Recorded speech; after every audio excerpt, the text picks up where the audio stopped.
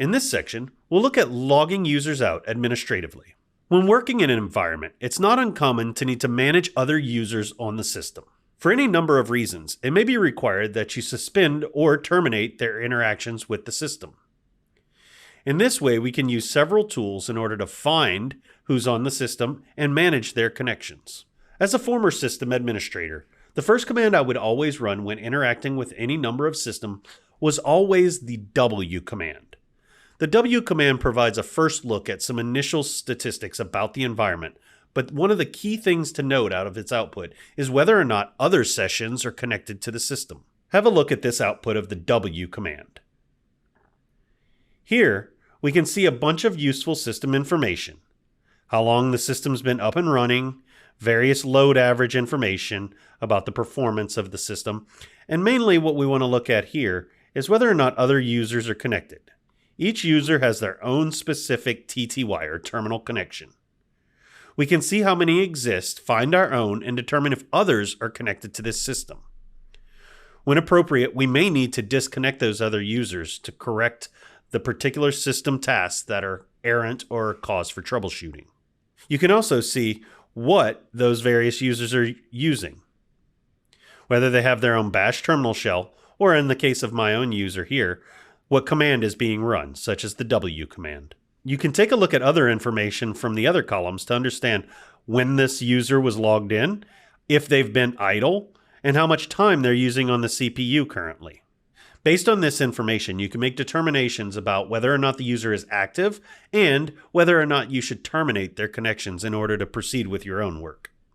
Depending on how we wish to manage the connection states, we can use a number of the tools we've recently discovered to either use a pkill command and potentially terminate all processes, or find one errant process or connection and terminate only the individual one using a kill type command.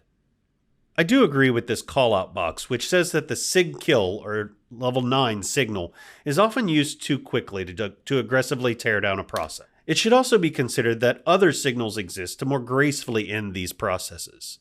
When troubleshooting, you'd like to end a process as gracefully as possible, because this can result in additional information being written out as the process closes out that can aid in your troubleshooting.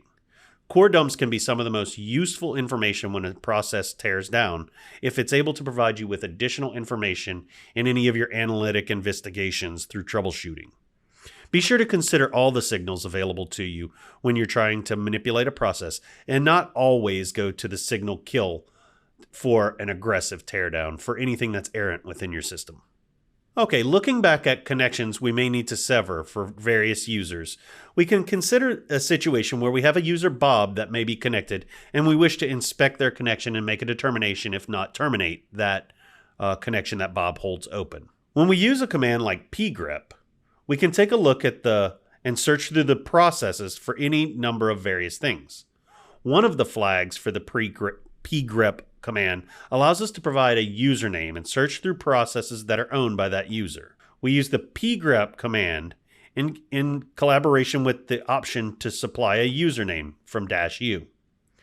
We see all of the various processes that are running as the Bob user.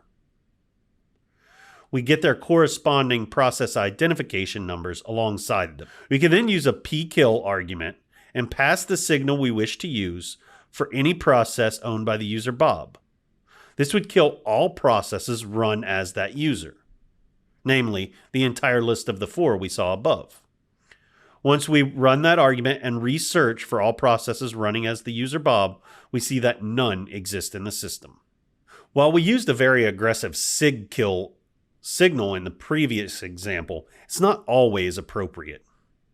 Here we can take a look at a similar style interaction that uses a more graceful approach.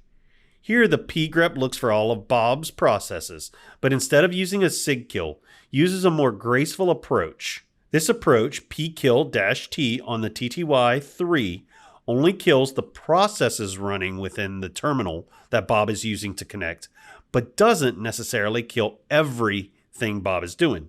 In this case, the connection or TTY itself is not torn down. Bob will remain connected to to the environment, but the processes running as Bob's user will be terminated. If we were to want to then further disconnect Bob from the system, we could proceed with a SIG kill for the TTY3 connection that Bob is using. If we were to do that and then search for Bob's processes, we'd then see all processes and the TTY connection have been terminated.